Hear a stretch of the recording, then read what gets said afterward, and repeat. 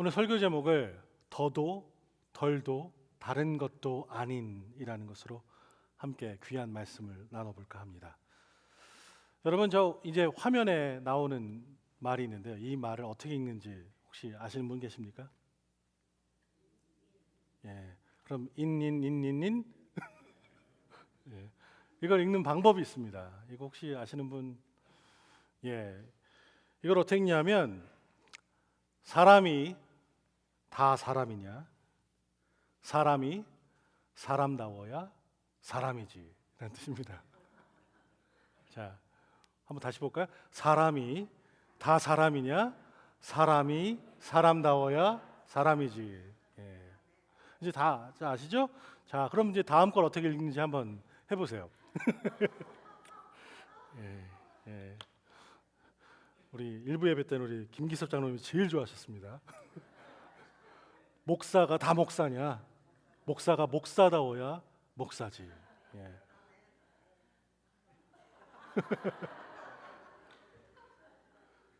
거룩한 부담감을 느낍니다.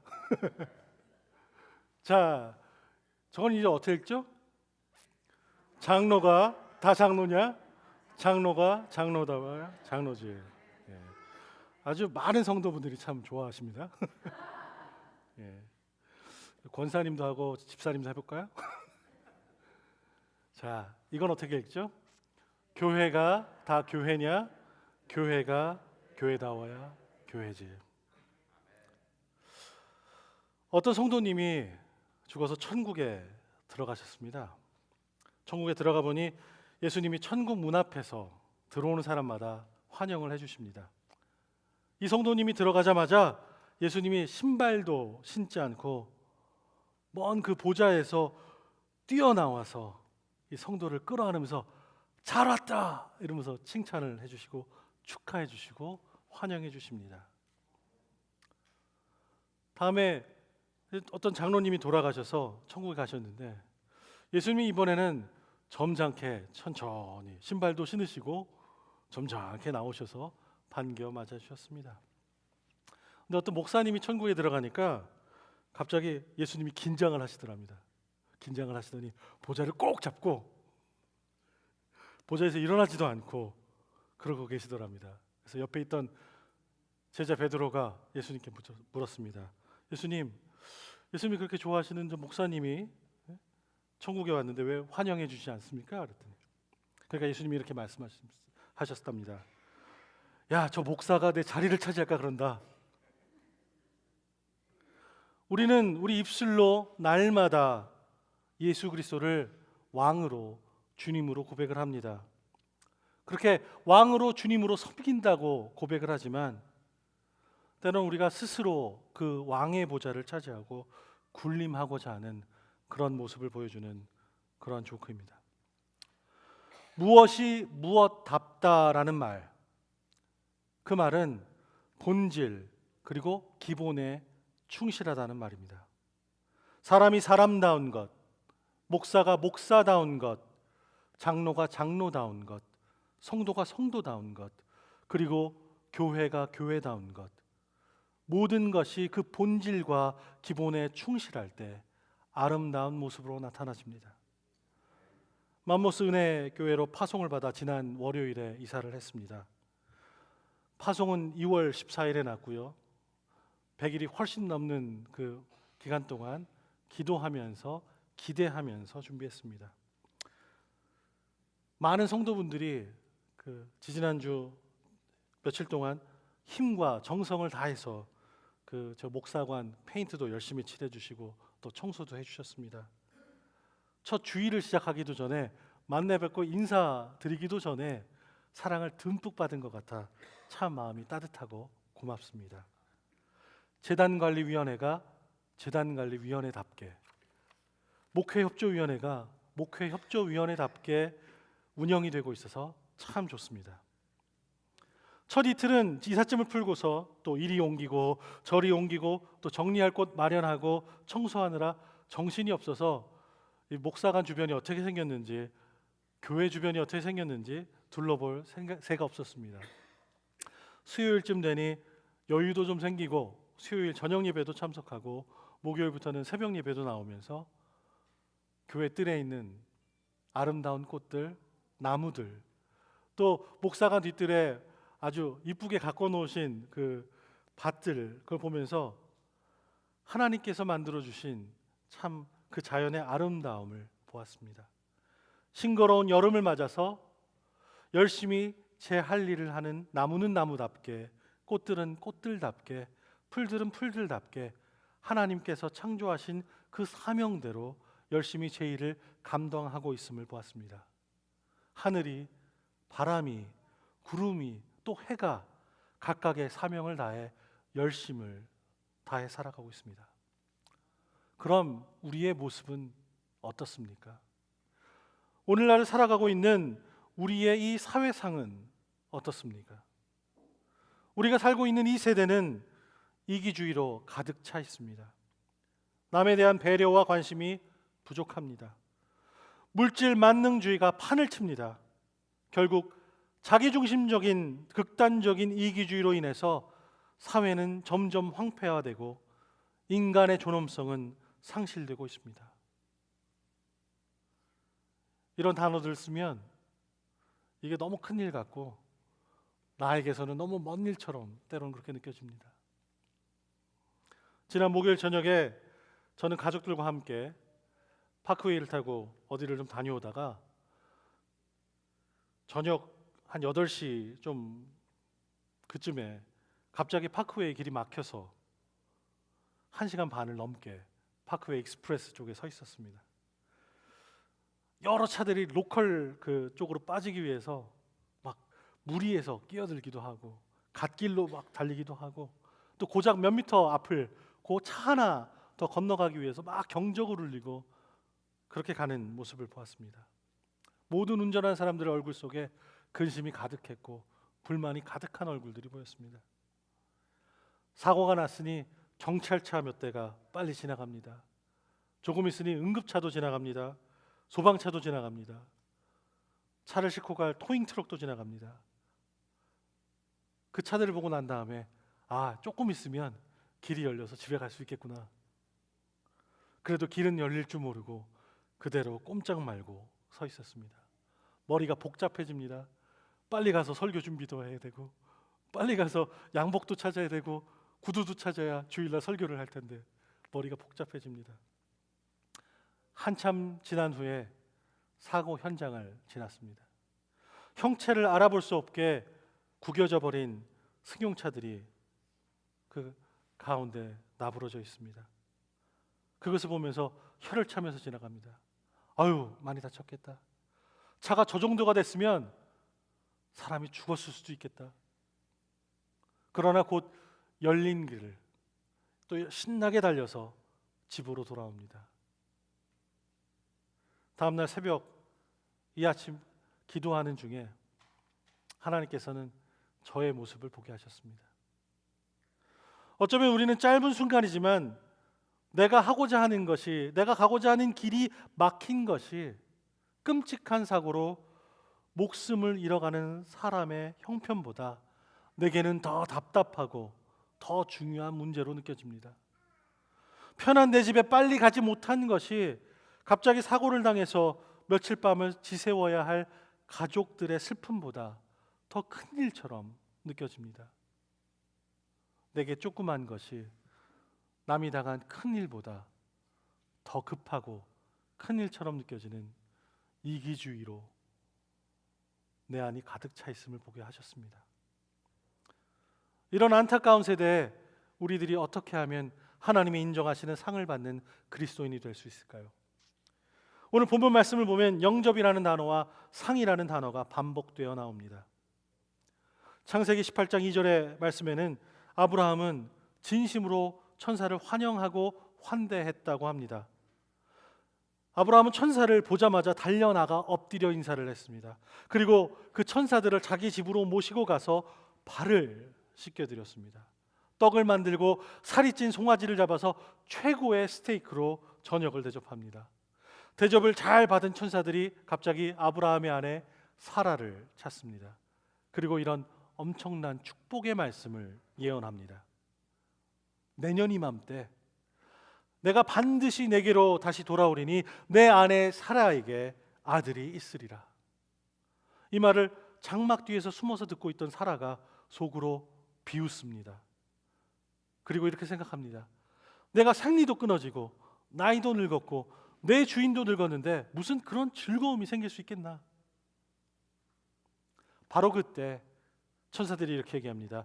여호와께서 능하지 못한 일이 어디 있겠느냐? 다시 한번 확인해 줍니다. 하나님께서는 천사를 극진히 환대하고 영접했던 아브라함에게 이런 놀라운 축복을 약속하여 주셨습니다. 히브리서 13장 2절에는 이런 말씀을 주십니다. 손님 대접하기를 잊지 말라. 이로써 부지 중에 천사들을 대접한 이들이 있었느니라. 그 말씀을 통해서 우리는 아브라함이 알지 못한 가운데 그저 나그네를 대접했는데 그 나그네가 천사였던 것을 발견하게 됩니다. 그리고 그 천사를 나그네를 대접했던 것으로 큰 복을 받은 것을 알게 됩니다. 그렇다면 바로 우리들도 아브라함의 복을 받기 원한다면 손님 대접하기를 잊지 말라고 우리의 말씀은 권면합니다. 요한복음 1장 12절에 영접하는 자 곧 그 이름을 믿는 자들에게는 하나님의 자녀가 되는 권세를 주셨으니 라고 말합니다. 영접하는 자, 곧 예수 그리스도를 영접하는 자는 하나님의 이름을 믿는 자라는 뜻입니다. 영접한다는 것은 그저 왔으니 수동적으로 온 손님을 받아들인다는 얘기가 아닙니다. 상대방에 대한 전적인 신뢰와 사랑으로 능동적으로 받아들이는 것입니다. 초청해서 모셔드리는 것을 의미합니다. 우리가 주님을 영접하듯이 그러한 영접의 마음으로 살 때 하나님 우리에게 커다란 복을 주십니다. 남편과 아내의 관계처럼 목사와 성도는 서로 전혀 알지 못하는 사이였습니다. 피 한 방울 섞이지 않은 남남이었습니다. 하지만 예수님을 그리스도로 모시기 때문에 우리의 이런 교제가 가능하고 이런 교제가 바로 오늘로 시작되었습니다. 그래서 이 관계는 참 소중한 관계입니다.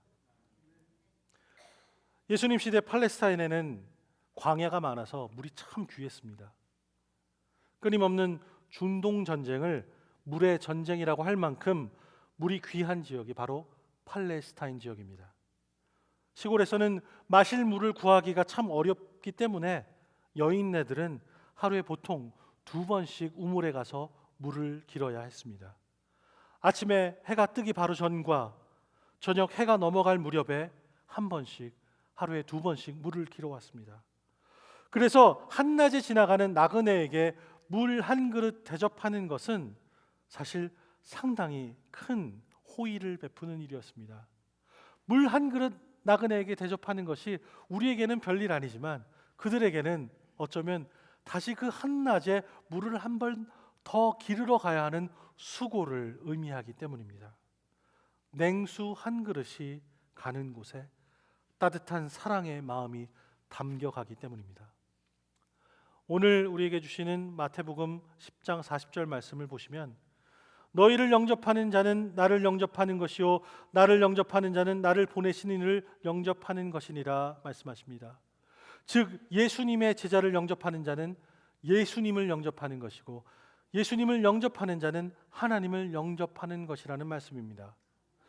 신앙생활의 출발은 바로 예수 그리스도를 영접하는 것입니다.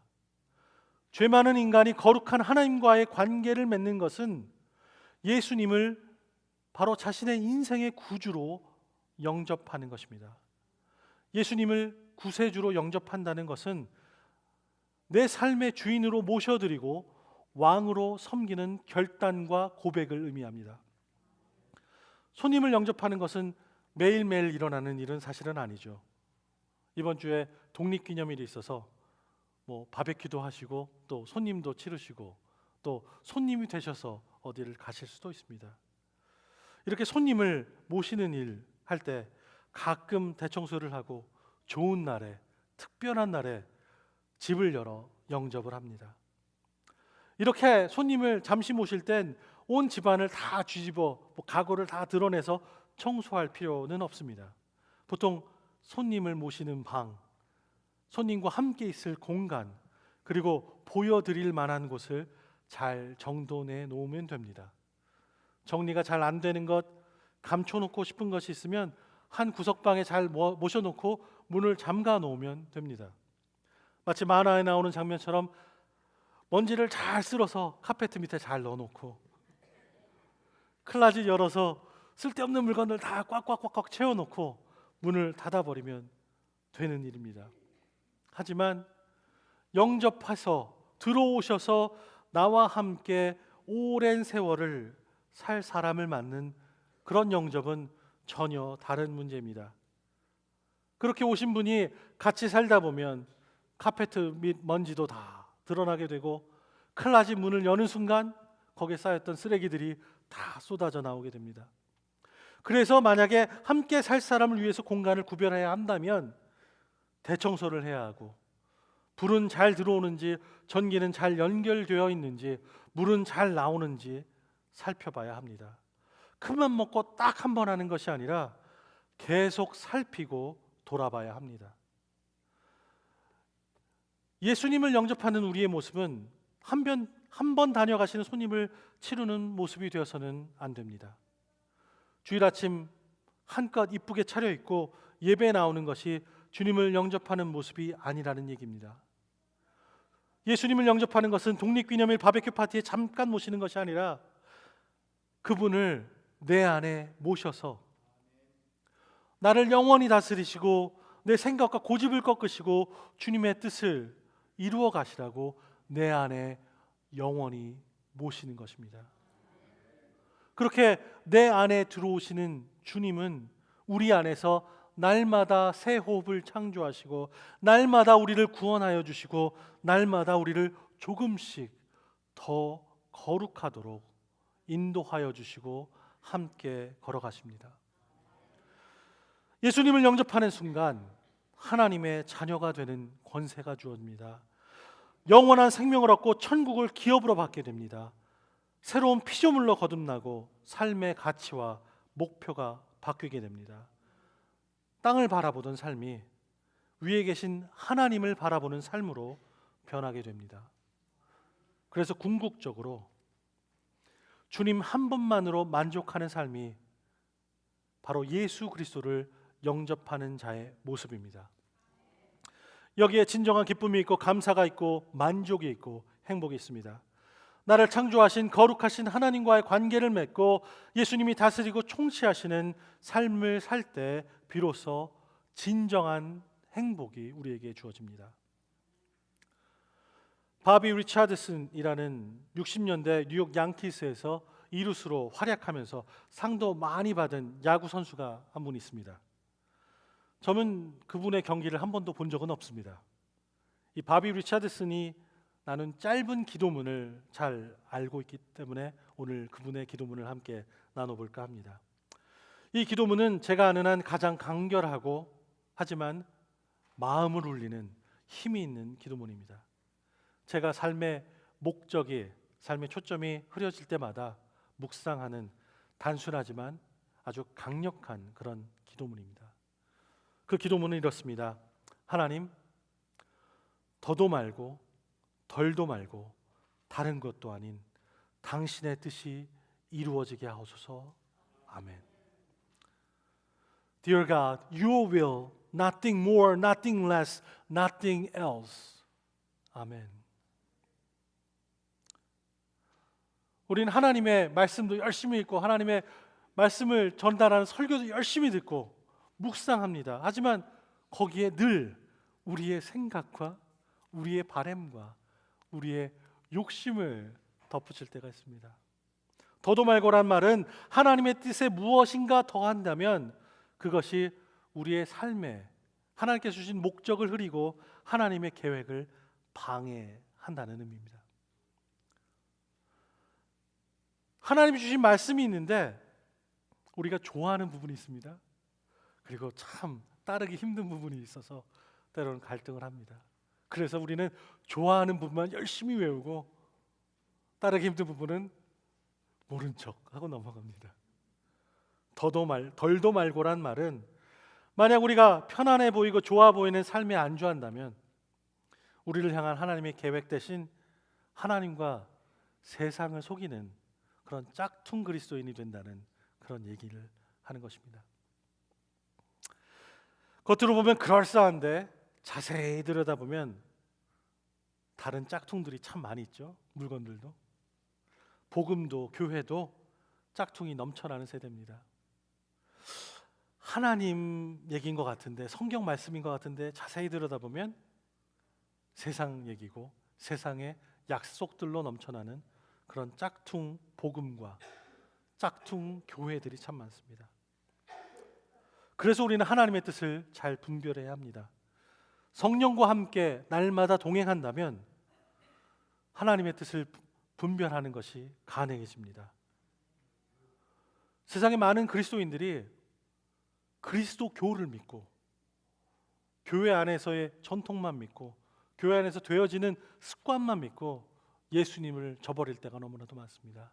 예수님을 잘 믿는, 예수님을 잘 따르는 그리스도인 되시기를 축원합니다. 우리는 우리의 뜻을 이루려고 합니다. 내 뜻이 이루어지지 않으면 회의도 다시 하고 때로는 하나님도 설득하려고 듭니다. 내 뜻을 하나님께 이루어 드리는 것이 아니라 하나님의 뜻이 내 안에 이루어져야 합니다. 그러기 위해서는 주인의 자리인 안방도 내어드려야 합니다. 먼지를 켜켜이 쌓아놓고 또 아프고 상처난 과거를 잘 숨겨놓은 다락방도 열어드려야 합니다. 어쩌면 우리의 노후의 소망을 걸고 있는 우리의 금고와 우리의 은행 계좌도 하나님께 다 맡겨드려야 합니다. 더러워서 감추고 싶은 창피한 욕망의 짐들이 가득한 창고도 하나님께 내어드려야 합니다.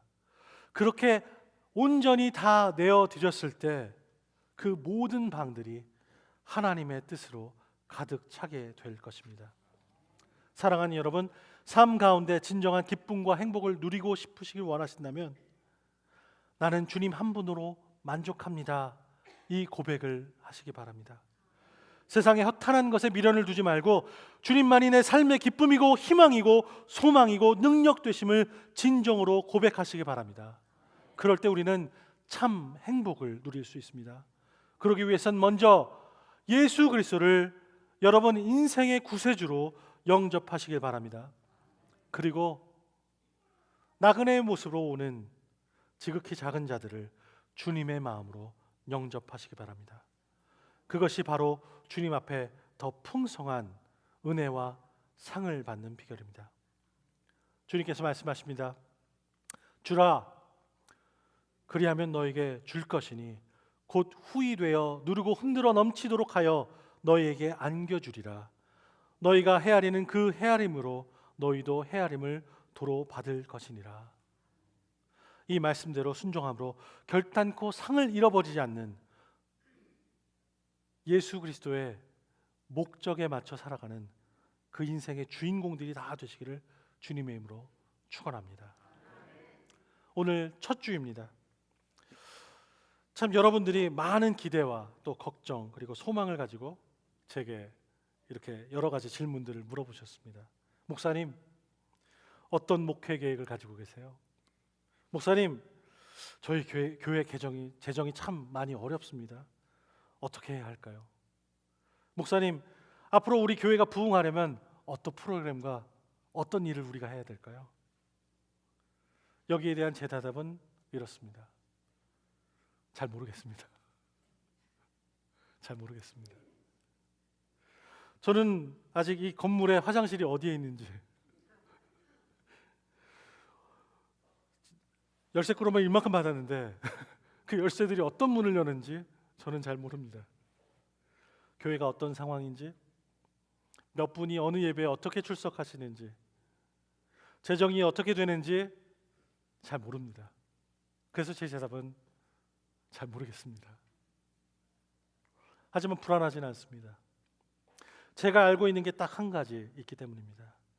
우리가 어디로 가는지, 어떤 일이 우리 앞에 생길지 전혀 알지 못하지만 제가 확실히 알고 말씀드릴 수 있는 것은 우리와 함께 걸으시며 걸음을 인도하시는 분이 바로 지금도 살아서 역사하시는 하나님이시라는 것입니다.